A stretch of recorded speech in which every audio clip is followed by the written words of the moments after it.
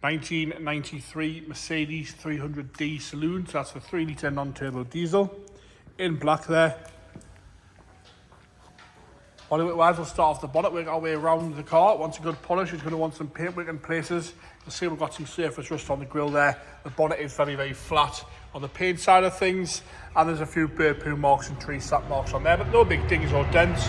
It's not rotten across the front edge. I know the grille's rusty a little bit there on the right-hand side there, but it does want a good old polish in places. It's going to want some paintwork.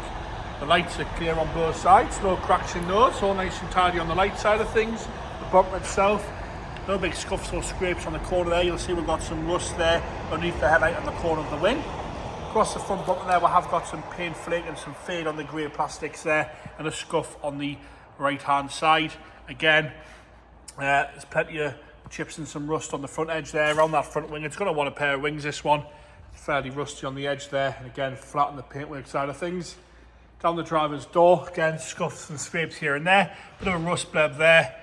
Not too much rot on the door itself. There's a few scuffs and scrapes. The body kit's all nice and tight. I put a lower plastic moulding with it being two-tones, all nice and tight, nice and scuff-free on the bodywork.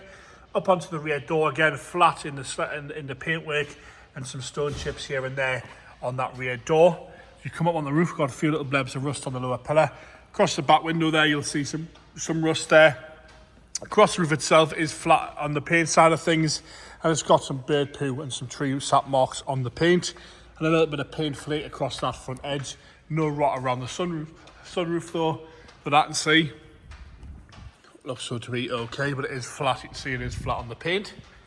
Rear arch itself, we've got some rust coming through on the rear arch there on the right-hand side, and some scratching and paint fade there across that whole rear quarter on the rear right. But it is cheap, it is. Guys had it a long time. You'll see some rust on the rear quarter there below the light, above the light. Lights themselves nice and clear on both sides. Again, a rusty hole there on the left-hand side below the rear tail light. The boot lid itself, no rust on it, but again, flat on the paint side of things with some bird poo marks there across the boot. Bumpers on the rear, we've got a bit of paint flake there and some stone chip fading there on the grey sections. Left-hand side corner's nice and tidy. As you come down the rear quarter on the left-hand side, a bit more than T-cut needed to square that away, I would say.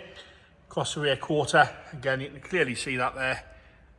It's going to need some love on that, that's for sure. And again, across the rear window on the left-hand side is going to need some love there. Down the door itself, all okay, all nice and straight down the door. Across the lower half of the body kit sections, all right, no big scuffs or scrapes. Passenger front door again in okay order, no big rust blebs on that either. Seems to be all four corners really. Left hand side front wing, it's going to want a new wing again. A potted touch up isn't really going to do much with that. And it's missing the indicator there on that left hand side front wing as well. Let's come round and we'll go into the interior. Now, black leather interior. Door card itself, nice and tidy, no big rips or tears out of the door card itself, all okay. The seat has got a tear in it and a hole there on the driver's bolster, but apart from that, all right, apart from that hole there, which you can clearly see. I've pointed that out for you. Steering wheel has got some wear to it, but not too bad. Dash is all nice and tidy. The wood's lovely down the centre console. Really nice and tidy around that stereo unit there. 5-speed manual, all okay in there with the factory hands-free. Sorry, the aftermarket, it's not factory, I'm lying to you. Aftermarket sort of knock your hands free. They're very 90s, early 2000s. The roof headlining is clean, but is sagging towards the back. Onto the rear door again. Door card, lovely and tidy, no problems with that. Electric rear windows as well. The rear seats are in lovely condition, no rips or tears. Armrest is all nice and tidy as well. No problems with the back there with the flop down headrests. Onto the boot now. Again, all okay in the boot, obviously being used. There's some stains to the boot carpet there. We'll lift this boot floor up there. We've got a front centre armrest there in the boot. I'll lift this floor up there so you can have a look at that there in the boot floor. Spare wheels there. Left hand side. Again, door card's lovely and tidy on the back, no problems at all with that.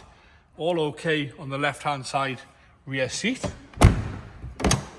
Into the driver's passenger front, sorry. Again, the seat's nice and tidy, minimal wear really at the bolster, a little bit of discoloration, but not bad at all. Nice black leather there. Door card again, lovely and tidy. Nice black carpet set. Onto the engine bay now. Like I say, it's the 3 litre non-turbo diesel. Wants a bit of a clean, but it's all okay in there. We'll get it fired. James is going to come fire it into life. It's cold startup, so it's going to want to turn it the glow plug for a couple of seconds. It should fire straight up.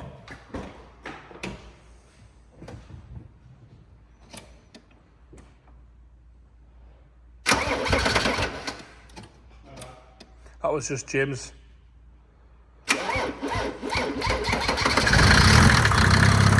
Firing up on second attempt there. The battery seems to be a little bit low. I did run one of these cars for many years, and that sounds exactly what mine sounded like. Very mechanical diesel, this one. And there you have it. Mercedes 300D non-turbo and manual with a black leather.